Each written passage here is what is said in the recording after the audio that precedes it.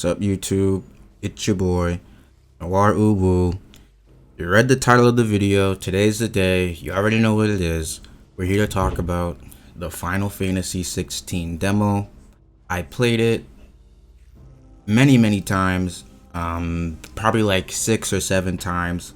The first few times were just getting used to the controls. We'll get into that later, but this video is just gonna be a discussion, analysis, deep dive, whatever you want to call it. I'm just going to be talking about the combat, not the story, the graphics, none of that. Just the gameplay. Is it good? Where does it stand in terms of character action, stuff like that, or action games in general? And yeah, that's going to be the video. So we're going to start off with the negatives, actually, surprisingly. And the reason why I'm going to do it this way is because I can get through them pretty quickly, right? There's not that many. The first negative, and this is kind of weird, I don't know why this is a thing. You can't customize your controls at all. It's mind-blowing that like this is even a thing, like all this money, all this budget, all this production.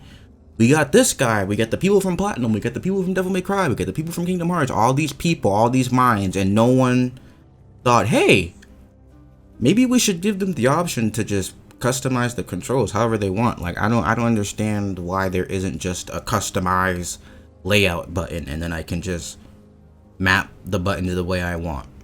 It makes no sense. In 2005 and on Devil May Cry 3 for the PlayStation 2, I could change my controls however I want. It makes no sense. There's no excuse for it.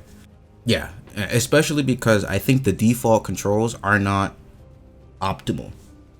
Is a good way of putting it, because of the way you need to charge a lot of moves. The default controls, having the melee move and ranged move be on the face buttons, it's not optimal, honestly, if you're gonna want to play the game super fast paced or whatever. So another complaint, this one is something weird. So when we first saw like gameplay of Final Fantasy XVI, it was in this area, the area that you can play in the demo with the iconic challenge, and it was really dark, and everyone was complaining, it's too dark, you can't really see. And the developer said, yeah, it's not gonna be that dark in the game. Trust me, you'll be able to see. And while yes, like when you're standing there doing nothing, you can see, right? I'm not gonna pretend like it's so dark that you can't see, but when you start doing your moves and the effects are on the screen and the particles are on the screen, yes, it is kind of hard to keep track of where the enemies are, and there's a little bit of a clarity issue with that. To be fair, I doubt a majority of the game is gonna take place in the dark. I'm sure I would assume that a majority of it would be in the day or with some sort of lighting, so I doubt it's like an issue with the actual game. But it was kind of annoying, I wish this little segment that they let us play was just in the daytime, but clarity a little spotty. This one, maybe this is something that won't be a thing when we actually get the full game. They've already said that the hard difficulty is going to revamp the enemies when you replay the story, but the enemy design is pretty simple. Like, compared to how strong Clive is and all the moves you can do and you're teleporting across the map and this and that, the enemies are very basic. To be fair, I'm assuming this part is at the beginning of the game. I doubt they would throw you in some advanced section with a bunch of new enemy types. But if I was to compare it to Devil May Cry, think of imagine in Devil May Cry 5, like you have the easy bug looking enemies with the 2 claws. Imagine if every enemy was like that, but some of them were ranged and some of them were melee and some of them was a healer. You know what I mean? Like very simple, very easy attack patterns, nothing too crazy. The enemies one tier above though, like not the mini bosses, but the stronger enemies, like the guy with the daggers that was teleporting, the big goblin with the giant hammer, things like that. Those guys were fun to fight, but The basic enemies, they really do kind of just feel like fodder. And hopefully, when as you progress through the game, there's a lot more variety within the enemy types, thrown in to like mix it up. But in this demo, yeah, like the enemies are pretty easy. It's pretty easy, I guess, is another way of putting it. But that pretty much covers it as far as negatives. Before I completely log off on the game or whatever, I'm pretty sure I'm gonna be super positive on it. I wanted to get the negatives out the way first, just to be fair. The first thing, the UI in this game, super clean, super clean.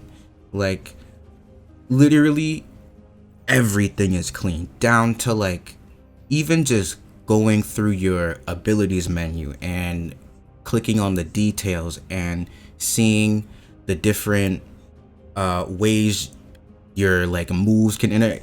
It's hard to explain, but I'll have something on the screen. But like just how everything is laid out, everything's simple, it's clean, it's beautiful. It's just the UI in the game is fantastic. The overall combat feeling, so like not like the like nitty gritty, but like just moving Clive, hitting the attack button. Overall, it's really responsive. You can cancel out of a majority of the animations, just like you would expect for this kind of game. Nothing too crazy. I mean, his base movement speed is fine. He's got a good weight to him. There's good weight to the moves. Just general like bare minimum stuff, like how good does it feel to walk? How good does it feel to slash the sword? I think it's great, especially when we start getting into the like special moves and stuff with the icons. Speaking of those, cooldowns. This is something that I'm not a fan of in character or in action games. Just I feel like rather than have a cooldown move, just give me the move. Like just make it an input command. Just give me a way to use the move rather than something where I use and then it goes on cooldown and then I use it again, because usually it can lead to degenerate stats, using the move, keeping back until it comes back up, using it again, stuff like that. But the moves that are cooldowns are very well balanced. Like none of them, as far as we've played, none of them are this press this button to win. Cause some of them have like a unique mechanic attached to them. So some of them is like a launcher, one of them is like a counter move. So the cooldown moves, something that when I saw that they were in the game was something I was a little like, I don't know about that. I think it's implemented very well. Also, the fire icon has the fire abilities, the stone icon has the stone abilities, right? You can mix and match with this mastery system or whatever. So you spend some points and then you can take that move out of the fire icon, I guess is a way to put it, and you can put it on another one. So you can use a fire move while you have the stone one equipped, stuff like that. So that's really cool. It's cool that that's even in this demo too. Next I want to talk about Torgo. Torgo being a launcher, I think is a smart design choice, because one thing I was worried about is I would be too focused on Clive doing my own combos, doing my own stuff, that I wouldn't pay attention to Torgo. Like I wouldn't be making use of the mechanics. There was a ring to just let's just equip, and like he does shit by himself, and I was thinking I was gonna put that on, but now after playing the game, Torgo is a very fun mechanic. Like there's no other way to explain it. It's very simple. When they're on the ground and either they're standing up or knocked down, and you press down on the D-pad, he'll send them up. But if they're in the air and you press that same button, he'll send them down. So it's very simple, but it adds a lot in terms of like being in the air, extending combos. You knock them back, Torgo knocks them down, you run up to them, hit them again, you knock them up. You can do a lot of stuff with it. And him being a launcher that's disconnected from you, I think is cool. I think it's gonna add some cool things that you can do. You do like launcher, jump, launcher again with the charge, heat, sword move. So Torgo, I think, is just a fun mechanic. It's just a fun mechanic. the precision sick or the regular sick, like it's just a little bit of chip damage, maybe a little like hit stun. He's just as something that I thought I would ignore him and he would be in the background. I think he's a great mechanic, and it's good because for a character that's gonna be with you throughout the whole game, I'm glad that he actually is an integral part of like the game design, and like, you know, I feel like it's gonna make you feel even more attached to the dog. Basically, we already love the dog. He was cute in the demo. He's a fucking dog. He looks cool, and he's good. You know, he's actually useful in the game, which is nice. Now, I want to talk about like the combat in overall, like everything. We're gonna talk about like just overall. Okay, the combat. How do I feel about it? One of the first thing that comes to mind is it's very intuitive. It's very intuitive. What are the key essentials of a good action game like Devil May Cry? You have to have a stinger. You have to have like a downwards thrust move when you're in the air. You have to have a ranged move. You have to have a precision dodge, you know, stuff like that. What are the key elements that make a great action game?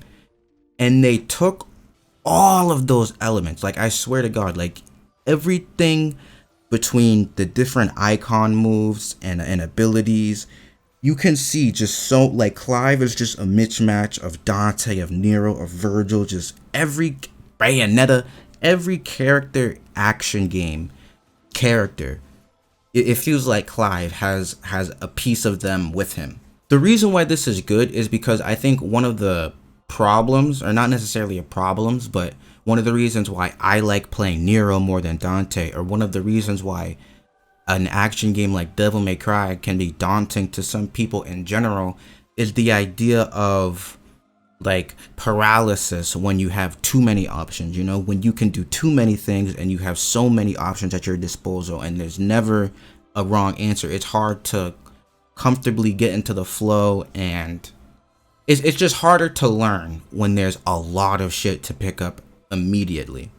Like, to play Dante at a high level, like I think I'm good at these games. I've been playing these games since I was a kid, and I still don't think I can actually play Dante quote unquote well or anything in Devil May Cry 5, because you need like a goddamn master's degree in Dante to really use him in these games, and it's pretty daunting because we're stripped to only the basics. You know, like there's no lock on inputs, like you're not locking on to do a stinger, you're not locking, there's no back forward inputs, you hit the button to attack with the 4-hit attack string, or you hold it to do something else. That's it. Or you hit this button to do this thing. There's nothing that's not necessarily complex, because the game is complex, but there's nothing that's complicated in that way. But at the same time, it's so refined and so I can't like it's easy and simple. You have a 4-hit attack string. You can extend it with the magic burst. You have a phase teleport. You have something that pulls them towards you. Like, everything is simple, but the way everything interacts with each other and the way you can combine moves and the way the enemies interact with certain moves, it's like you never have to think too hard about what's the next move, you know, what's my next thing, because every single action, like every single mechanic and aspect of the battle system just flows into itself so perfectly and so seamlessly that you never get that feeling like there's like too many options, there's like too many things I can do.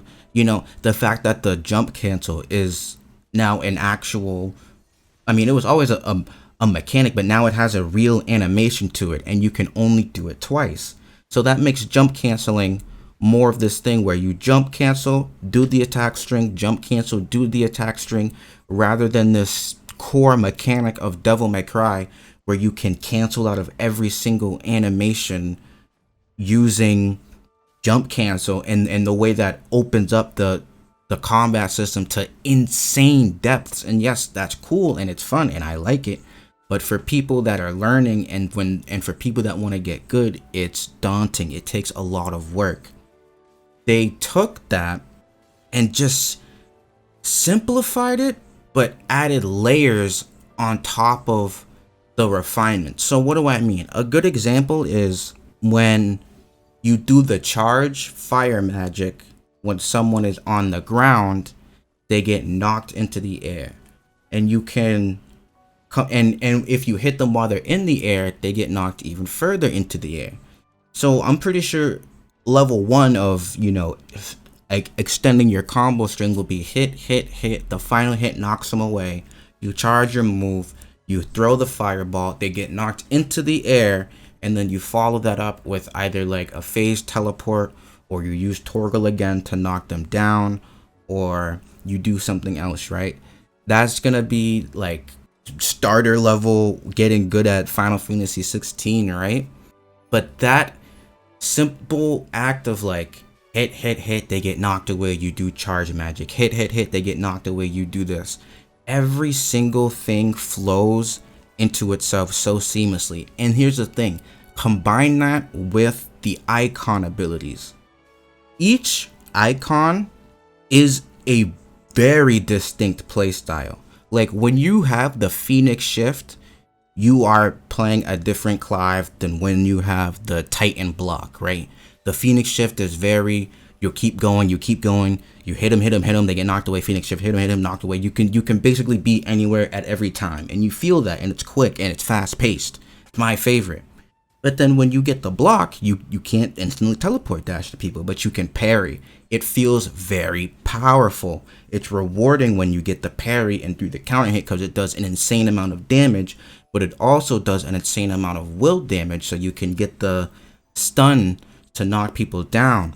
You have the Garuda, which pulls people towards you, and when you do that in the air, you sort of get locked into the air, so you can kind of go into the air with either a launcher or the specific move. One of them is a launcher, so you go into the air, launcher, hit, maybe knock some away. You can pull someone else towards you. Every single icon combined with their different cooldown abilities feels super distinct, and changing them on the fly, it just feels so good. But it's never daunting. Like it's never like right now the only thing is I'm fumbling the controls because I'm playing on the control scheme number 2, so like the controls are just weird. Like R1 is attack, R2 is the magic, like that's just weird, and I'm learning that. So me learning, like a lot of stuff doesn't come from like, oh, like what do I do after this, like it's just super fun to be able to just very quickly see, if someone's in the air, I can do this. If someone's on the ground, I can do that. If I'm in the air, I can do this. If I'm on the ground, I can do that. And I'm telling you, everything just flows into itself, and it feels so good. And when you start experimenting and doing your own thing, you can make some really cool combos, but it's not hard to execute, which is fun. Like, again, I know I'm comparing it to Devil May Cry a lot, but I mean, they fucking brought up Devil May Cry, okay? They did, not me first. So that's another aspect of those games. There is a technicality to the inputs. Jump canceling has a timing to it. Constantly doing back, forward, and attack with Nero to do his air stinger move, and then canceling that out into a charge jump shot into a, and also trying to time the exceeds. Like, it's a lot and it's hard, and again, that's fun and I like it. But I also like not having to sweat on a single player action game. And I think Final Fantasy XVI really strikes this balance of being simple and easy to understand and easy to pick up, but also having plenty and many layers of depth to the combat, so that people that love to dig deeper can dig deeper.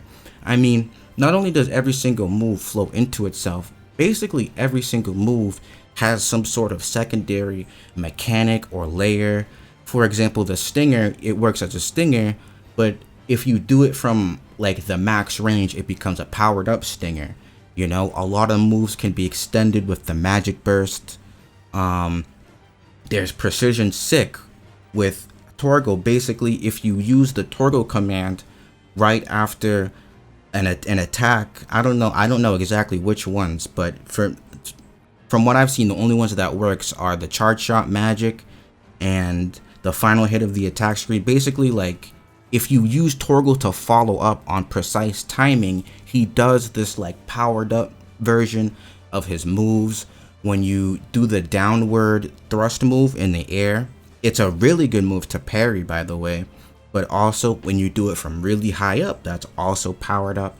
And it's just every single, you can use your magic move, like the basic default like spell ranged attack. You can use that one while you're dodging, which feels nice, but also it has a good amount of animations to it. This is a little too nuanced. I don't know how to even explain this, but like you can even use it to dodge moves, like just firing out the fireball while you're doing the running animation can lock you in to a specific kind of dashing animation with the fire on top of when you hold the charge shot and release it. You're invincible during that little backstep animation where he throws out the fireball. He's completely invincible. So if you really get the timing down, you can use the fireball to attack and defend at the same time. Like when I tell you every single move, attack, layer, usually if you go into the abilities and read all the information there, there's something deeper. There's something hidden about a lot of the moves, and it feels good. It feels good, and I'm really happy about it, and it's almost better than what I was expecting. It's crazy to me because I knew this game was gonna be good. Like, just look at the fucking thing. Like, you knew the game was gonna be good, but the fact that I'm playing it and I'm still being blown away with this little slice of what they've given us, I think this game is without a doubt gonna be one that goes down in the books for Final Fantasy, for action games. This is it's so good. I didn't even talk about bosses. I'm about to wrap up the video. We didn't even talk about the fact that like enemies that aren't just basic enemies, they're all well designed, well choreographed, fun to fight. The actual boss battles have these cool cinematic moments to it, and it's just, the bosses are, man, just on an action game level, coming from an action game fan, this shit is peak. There is no other way to put it. It's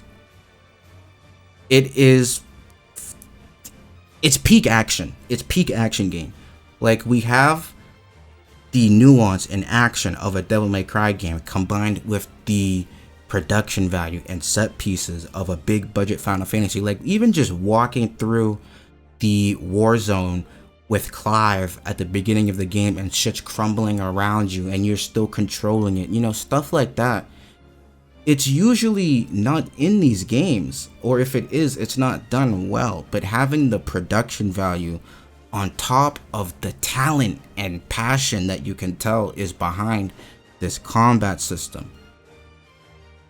This game is fucking fantastic. It's so good. Go play the demo if you haven't played the demo. If you're up in the air about the game, please just play the demo, give it a shot. Even just talking, we need to talk about the presentation. Gameplay looks phenomenal. Story, I mean, it was a little generic, but I'd still give it, like, right now, like a 7.5 to an 8 out of 10, you know? Like, we'll see where it goes, but it was at the very least engaging enough to where I want to see what happens next, definitely, after what happened. So that's the video. Let me know what you think about Final Fantasy XVI. If you played the demo, let me know what you think about my opinions. If I'm crazy, if I'm wrong, if I'm lying, if I'm overhyping the game, let me know. That's the video, and thanks for watching.